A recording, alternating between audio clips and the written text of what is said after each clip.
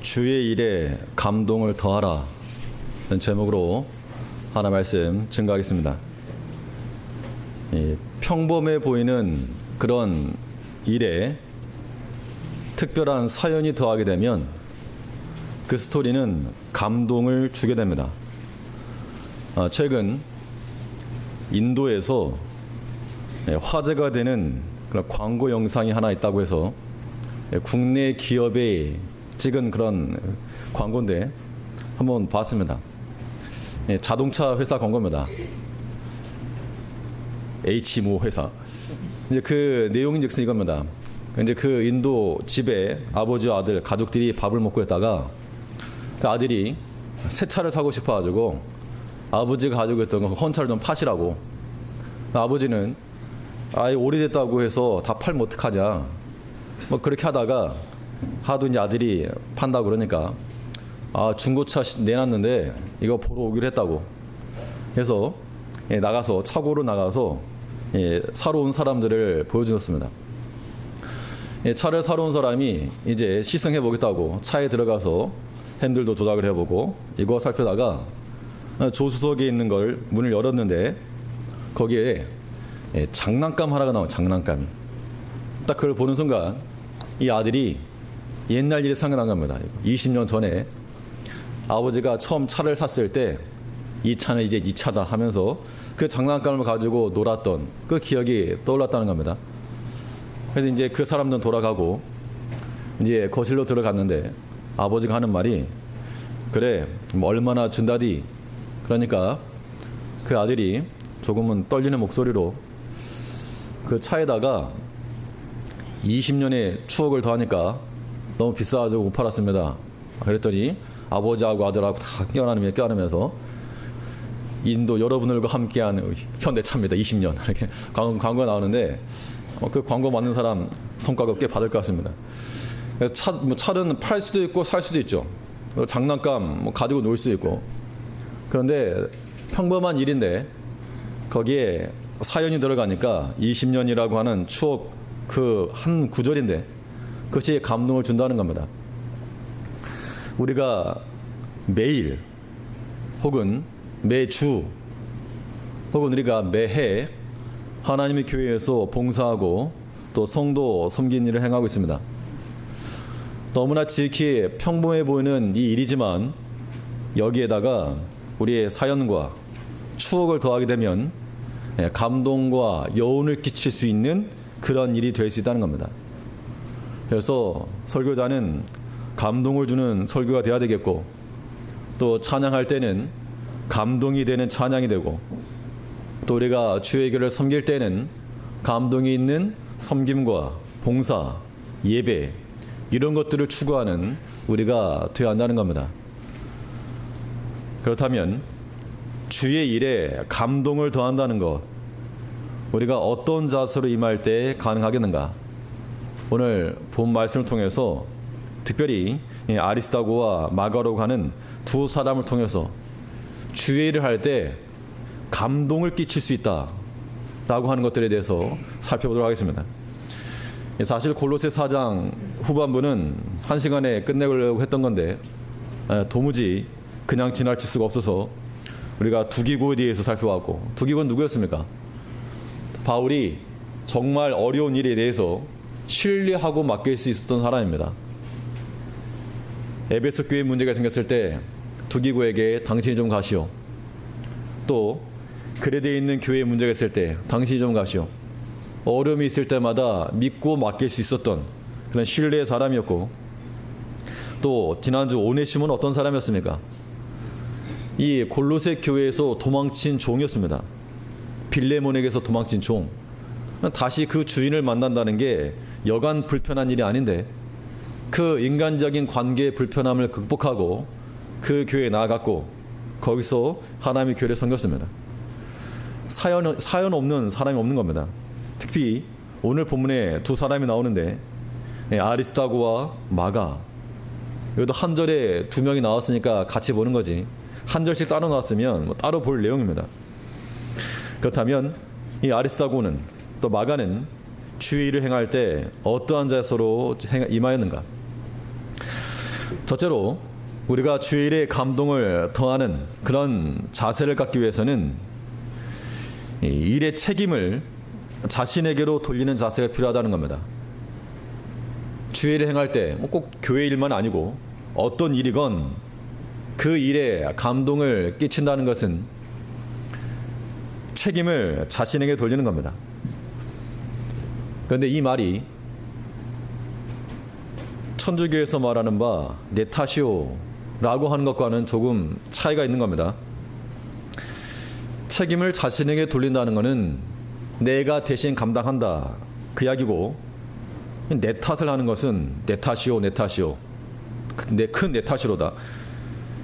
물론 내 탓이라고 말하는 것도 일을 풀어가는, 관계를 개선해가는 한 방편이 될 수는 있습니다.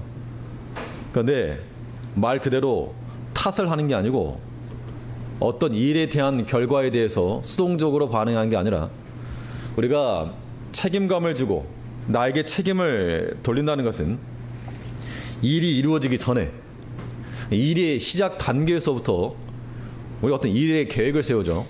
이러한 일을 계획을 세우는데, 계획을 세울 때 실패할 것을 계획을 세우지 않습니다.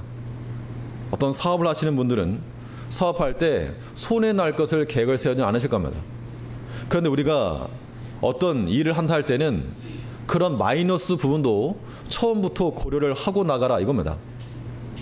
그래서 주일을 하다 보면 당연히 주일을 하고 교회를 봉사하는 거니까 많은 사람들이 박수를 쳐주고 격려해줘야 마땅한데 실상 그렇지가 않은 겁니다. 웃으면 웃는다 뭐라 하고, 울면 운다고 뭐라 하고, 가만히 있으면 가만히 있다 뭐라 하고, 일하면 일한다 뭐라 하고, 아무튼 이 사람의 일이라고 하는 것이 말들이 많은데 그런 것들을 처음부터 염두에 두는, 처음부터 무슨 일이 있어도 무슨 말을 들어도 감당한다, 그런 마음의 자세를 가지고 나갈 때 어떤 시험을 들어도, 어떤 시험이 있어도 이겨내는 겁니다. 그렇기 때문에 이 책임을 자기에게 둔다라고 하는 이 말을 다른 말로 바꾸면 사명감이라고도 말하는 거예요. 사명감. 어떤 사명감을 가지고 일할 때는 어떤 사람을 고친다, 아니면 뭘 운행을 한다. 사명감을 가지고 하는 사람은 내가 좀 손해가 나도 감당하는 겁니다. 내가 좀 고생해도 이거 살려내는 겁니다. 우리가 무슨 일이 다 끝난 다음에 누구 탓하는 것이 아니라 우리 처음부터 내가 십자가를 진다. 십자가를 지고 사명감으로 주의를 감당해야 됩니다. 이 아리스토가는 어떤 사람이었는가? 우리 10절을 보니까 나와 함께 갇힌 아리스타고와, 이 아리스타고에 대해서는 사도행전에 보면 바울 선교에 함께했던 사람으로 나오고 있습니다. 사도행전 20장에 보면 이 아리스타고는 데살로니가 사람이라고 말하고 있는데, 바울의 선교 여정 가운데서 데살로니가 지역에서 만났던 그런 제자였음이 분명합니다. 데살로니가 가기 전에 어디 있었는가 하면 빌립보 지역에서 바울이 선교하다가 빌립보에서 많이 맞았죠. 감옥에 갇혔고 정말 죽도록 맞은 겁니다. 고난이 심히 컸는데 고난이 큰 것만큼 은혜의 역사도 크게 나타난 겁니다. 그래서 그 다음 지역에 가서, 그 다음 지역, 이 데살로니가 지역에 가서는 이 데살로니가 지역을 마게도냐 지역이라고도 말하는데 3주를 설교했는데 고작 3주 만에 교회가 세워진 겁니다. 물론 거기서도 많은 사람들의 반대가 있었고 박해가 있었고, 그래서 이제 도망가긴 했는데, 그래서 아테네로, 그럼 고린도로, 에베소로 이렇게 쭉 이어져 갑니다. 이때 이 데살로니가에서 아리스도가를 만났는데, 이 에베소에 이르러서 어떤 일이 있었는가 하면, 에베소가 당시 번성한 도시였습니다. 번성했다는 것은 이방 우상을 섬기는 이 종교 관련한 그런 사업이 번창을 했고, 아뎀이라고 하는 그 우상을 만들어서 팔던 사람이 많았습니다. 근데 이 바울이 더메데리오 사건을 통해서 귀신을 쫓아내고 우상은 아무것도 아니다 라고 말하니까 에베소에 3년간 가요. 3년 동안 그렇게 하고 다니니까 에베소 지역이 아주 그냥 거룩한 지역이 된 겁니다. 믿는 자가 많아지고, 그러다 보니 이 종교 사업자들의 매출이 떨어진 겁니다. 그래서 이 사람들이 저 바울이라는 사람이 와가지고 우리 동네를 어지럽게 한다. 우리가 받지 못할 그런 도를 전하고 우리의 큰 신인 아데미를 아주 우습게 여긴다. 그러니까 그 말에 에베소 지역 사람들이 동요가 일어난 겁니다. 그래서 이 바울을 잡아가려고 할 때 동료되었던 사람들이 들어가지 말라, 연극장으로 들어가지 말라 했을 때, 이때 사람들이 누굴 대신 잡아갔는가 하면 이 아리스다고를 대신 잡아갔습니다. 사도행전 19장 29절에 보면 바울 대신 이 아리스다고를 잡아가지고 영국장으로 들어가서 거기서 큰 고난을 당했다는 겁니다. 아니, 바울 잡으려면 못 잡았겠습니까? 그런데 그 사람들이 바울 대신해서, 혹은 이 아리스다고가 나 아니라고, 뭐 이렇게 했으면 난 바울 아니라고 그렇게 말했으면 분명 벗어날 수 있었을 것인데 그냥 잡혀간 겁니다. 그 말인즉슨 바울 대신해서 자기가 잡혔고 내가 대신 감당하겠노라, 그런 자세를 가진 겁니다. 그런 마인드가 있었기 때문에 이 아리스다고를 통해서, 이 사건을 통해 들을 때, 아, 그런 일이 있었는가. 우리가 주의 일을 한다할 때 이런 마음을 가지시면 교회가 더욱 굳건해져 갈 겁니다. 뭐 어떤 일을 하는데 목사가 다 하시오, 이것도 목사가 하고 저것도 목사 다 하시오, 이런 것도 있겠지만, 이런 거는 이거 우리가 할 테니까 목사님은 다른 일 하시라고. 성도들이 각자가 그런 마인드를 가지고 있으면, 뭐 제가 편하려고 그런 게 아니라 그런 마음을 가지고 있게 되면 좀 더 우리가 하나님의 교회가 각자가 주의를 감당하는 그 일을 할 수 있는 겁니다. 이 아리스다고도 바울을 대신해서 내가 잡힌다, 내가 감당한다, 이런 마음이 있었기 때문에 이 바울과 함께 이 복음의 사역이 힘있게 나타난 겁니다.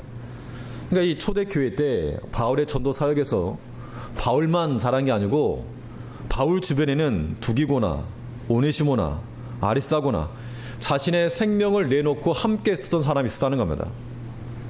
우리가 하나님의 교회를 세워나간다 할 때 이런 한 사람 한 사람이 되어야 됩니다.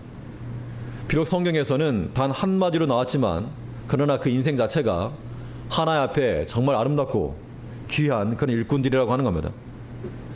제일교회에 속한 모든 분들도 이러한 일꾼들이 되셔야 마땅합니다.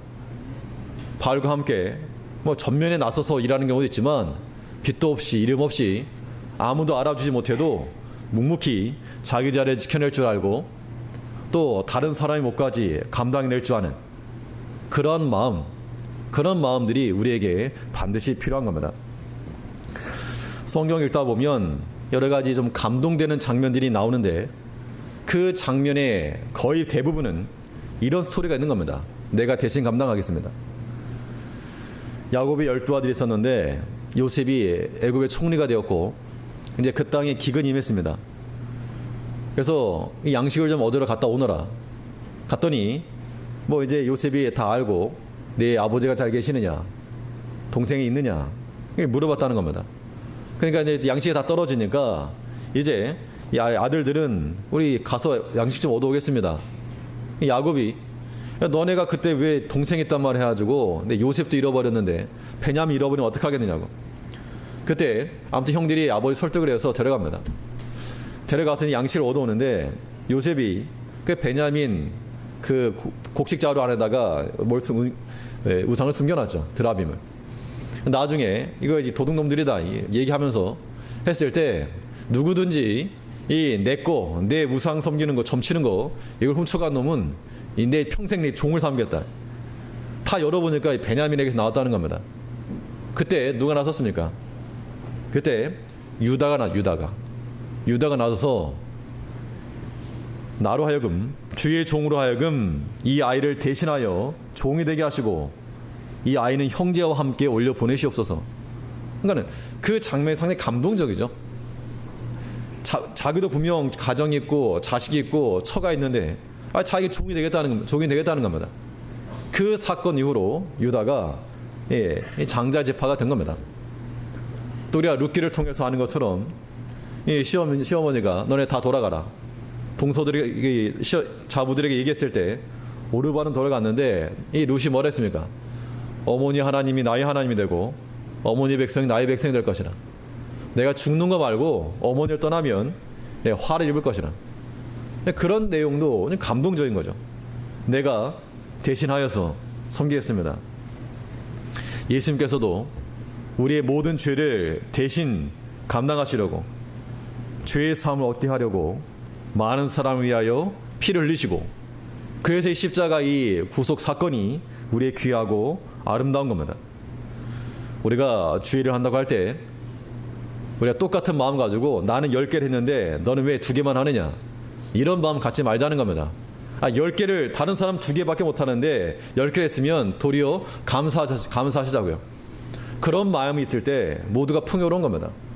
그렇지 않으면 교회가 좀 삭막해질 것이고, 다른 사람은 뭐 시간이 안 되나 보다, 형편이 안 되나 보다, 이렇게 생각하시면 편한 겁니다. 우리가 똑같이 일을 해도 내 자식이 일을 못하면 괜찮아, 그렇게 말하죠. 남은 정지하기 쉽고. 그러지 말고 모든 책임을 자기에게 돌리고 내가 감당한다, 내가 두목한다, 이런 마음을 가지고 나갈 때 그러한 주의 일이 우리에게 감동을 주는 겁니다. 이 책임을 자기에게 돌린다고 할 때 유념할 것이 무엇인가? 조심할 것은 변명거리를 만들지 않아야 됩니다. 그러니까 내 자신이 책임진다는 거지, 다른 사람에게 네가 두목하시오, 이건 또 합당하지 않은 겁니다. 사람이 말이 많아지고 설명이 길어지고 이유가 많을 때는 책임을 벗어나기 위함이죠. 내가 잘못 없다, 내가 책임 없다. 그러니까 세상적으로도 이 핑계거리가 많은 사람은 그 사건에서 잘 빠져나갈 수가 있습니다. 요리조리 하면 잘 빠져나갑니다. 그런데 그 사건에서 빠져나감과 동시에 사람의 마음에서도 빠져나가는 겁니다.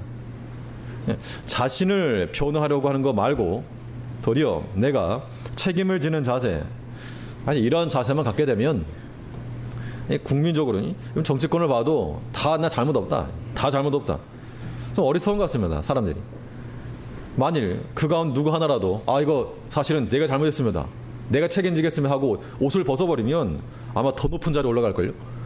그런데 다들 내가 잘못 없다, 나는 아니다 말하니까 다 식상한 것이고 실망하는 겁니다. 우리가 주의를 한다 할 때도 사실 팩트는 어려운 게 있을 수 있다는 겁니다. 시간도 없고 바쁘고 어려웠고 그게 사실은 사실인데, 그러나 그런 것들에 대해서 우리가 변명과 핑계가 되지 않도록 우리가 우리 자신에 대해서 자세를 가야 됩니다. 뭐 없는 말은 아니죠. 없는 말은 아니겠으나 이 핑계 저 핑계라고 하는 것이, 변명이라고 하는 것이 감동을 주지 못한다는 겁니다. 누가복음에 보면 왕이 잔치를 베서라고서 백성을 초청했습니다. 그때 기록된 말이 다 일치하게 사양하여 가로되 나는 밭을 샀으니 나가보야 되겠노라. 밭을 샀으니까 나가봐야죠. 나는 소를 샀으니 가서 시험해봐야 되겠다. 샀으니까 해봐야죠. 나는 장가 들었으니 못 가겠노라. 장가 들었으니까. 그렇죠. 다들 사실이 사실한 겁니다. 거짓말 아니고. 그러나 그런 말들이 왕의 진노를 격발하게 만든 겁니다. 우리가 제일 하기 쉬운 변명이 뭐겠습니까? 애들한테 물어봐도 그럽니다. 시간 없어요. 시간 없어요. 가장 단골이에요, 단골. 뭐 좀 하십시다 그러면 시간 없어요. 바빠요. 그럼 그런 거죠. 바빠서 못 오겠습니다. 하나님께서 그런 겁니다. 그럼 어떻게 안 바쁘게 해줄까? 안 바쁘게 해줄까? 일이 많아, 할 일이 많아가지고 못 하겠습니다. 그럼 어떻게 좀 일 없게 만들어줄까? 사실 그런 것들이 변명이고 핑계일 경우가 많다는 겁니다. 어려울수록 우리가 그런 것들을 극복하고 나게 되면 사람들에게 어떤 권고할 수 있는 권면의 그런 힘이 준다는 겁니다. 이렇게 개인 얘기해서 죄송하게 하지만 전에 있은 1층 교회에서 처음 갔을 때 한 1년 동안 쉬다가 정말 1년 동안 내 교회에 없다가 이제 처음으로 가게 된 겁니다. 내 교회, 내가 섬길 수 있는 교회, 내가 갈 수 있는 교회가 있다는 그 즐거움에 새벽에 아이들 쳤고 피심낭 속에 넣어가지고 아무튼 그렇게 갔습니다. 새벽마다. 그때 사람들이 다 알죠. 차로 아침 시간에 차로 달려서 40분 왔다 갔다 한 80분 기도하는 거 한 30분. 그런데 그 장면에 대해서 보신 분들이 절대 나쁘게 평가하지 않았습니다. 도리어 저렇게 좀 열심히 내는구나 라고 하는 것에 대해서 어떤 동기부여를 줬으면 좋지 뭐 나쁜 의미가 아니었다는 겁니다. 우리 제1교회 성도님께서 상황적으로, 시기적으로, 형편적으로 어려운 거 다 합니다. 요즘 어렵지 않은 사람 누가 있습니까? 다 바쁩니다. 안 바쁜 사람이 어디 있습니까? 그러나 그렇게 상황이 어렵고 바쁘고 시간 내기 어렵지만 그러나 그 가운데서 우리가 더욱 힘을 내서 주 앞에 충성하고자 할 때 그게 우리의 감동이 되는 것이고 우리 많은 성도들에게 유익을 끼치는 것이지, 그렇지 않으면 그냥 평범한 거, 평타. 우리가 복음을 먼저 생각하는 자를 되어야 됩니다. 우리는 하나님의 교회를 먼저 생각할 줄 아는 우리가 되어야 됩니다. 꼭 목회자가 아니라도, 꼭 내가 뭐 직분자가 아니라도 우리는 하나님 일을 먼저 생각할 수 있는 그런 마음을 가져야 됩니다. 그런 마음을 가져야 우리가 책임을 내가 진다 그런 거죠. 정신적인 스트레스나 육체적인 스트레스나 오해의 말이나 그런 것까지라도 내가 감당한다. 이 오네시모가 편지를 들고 빌로몬에 갔을 때 무슨 말을 들을지 상상했을 겁니다. 나를 때릴지도 모르고 그 아들들이나 그 같이 종되었던 동료들이 뭐라 말할지도 모르고, 그러나 내가 어떤 말 들어도 감당한다. 그 마음이 있었기 때문에 돌아갈 수 있었다는 겁니다. 우리가 주일 행할 때 여러 가지 사건, 사정, 아리스도는 무슨 뭐 감정이 없었겠습니까? 개인의 가정도 있었을 것이고, 그러나 그런 것들을 뒤로 하고 자기 자신이 감당한 겁니다. 이것이 그 초대교회를 든든하게 만든 겁니다.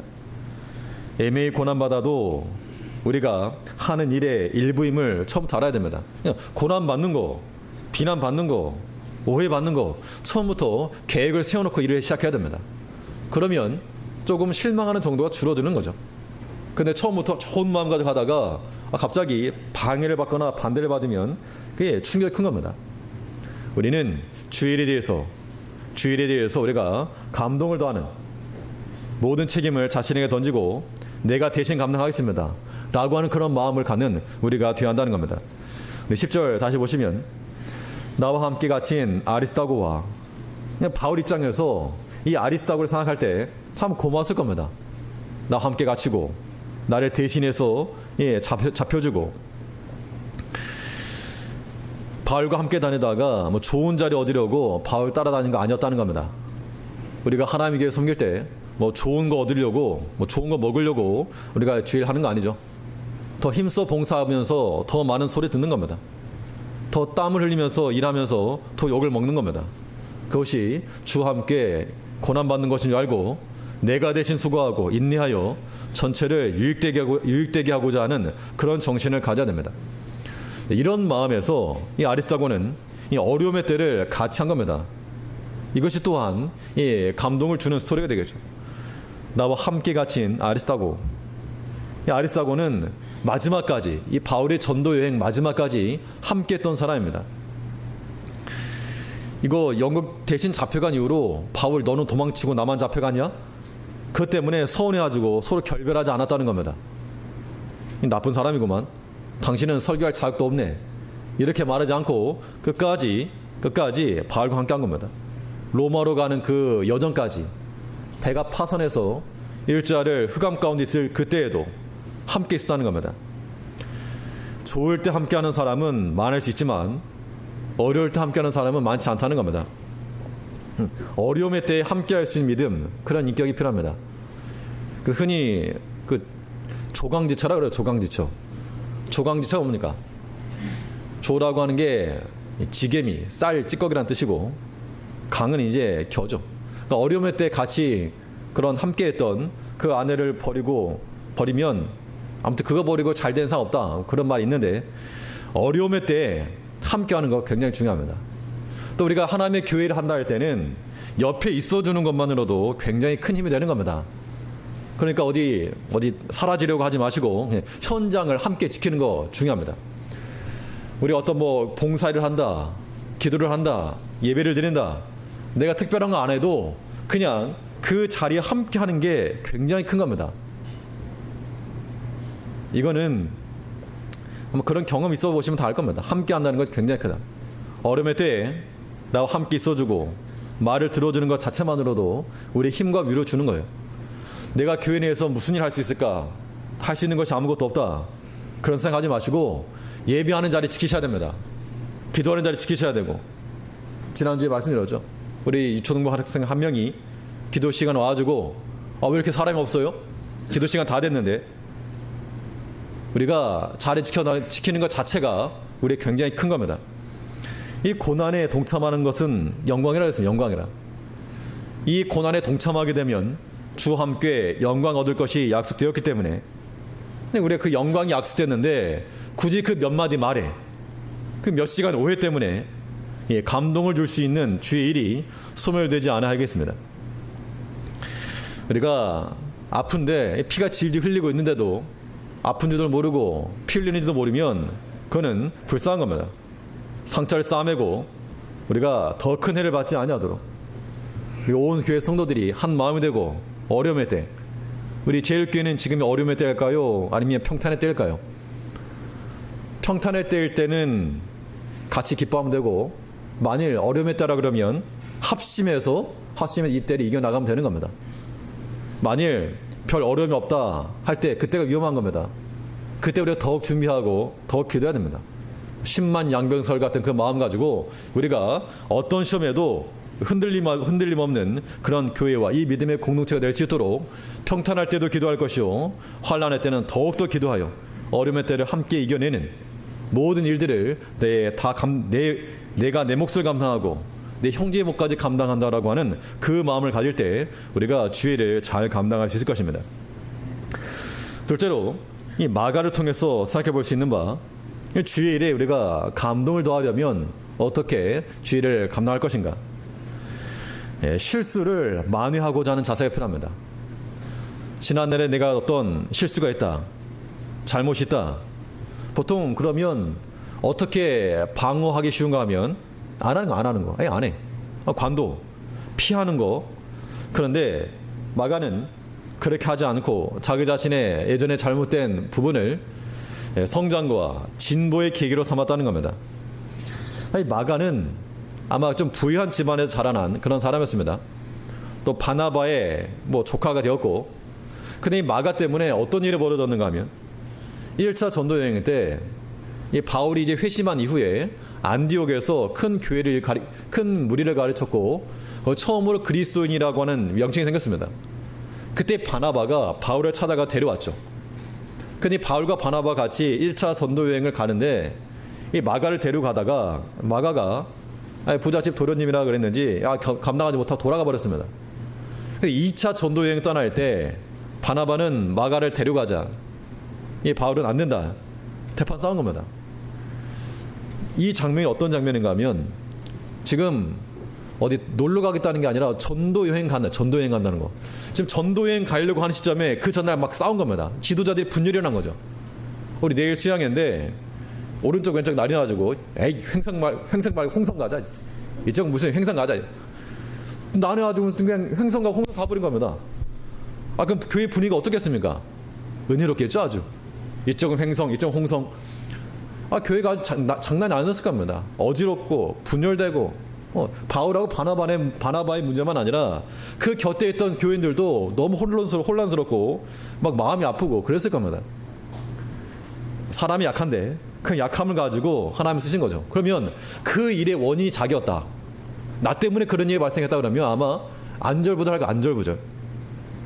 마가가 그런 일이 있었는데 초대교회 당시에 그 사건, 이 스토리가 쫙 퍼졌다는 겁니다.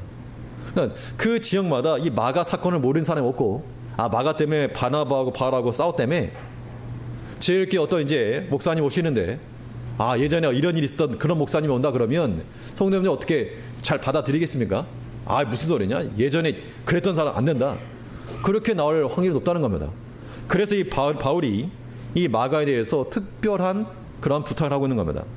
우리 10절을 보니까, 나와 함께 갇힌 아리스타고와 바나바의 생질 마가와 이 마가에 대하여 너희가 명을 받았으니 그가 이르거든 영접하라.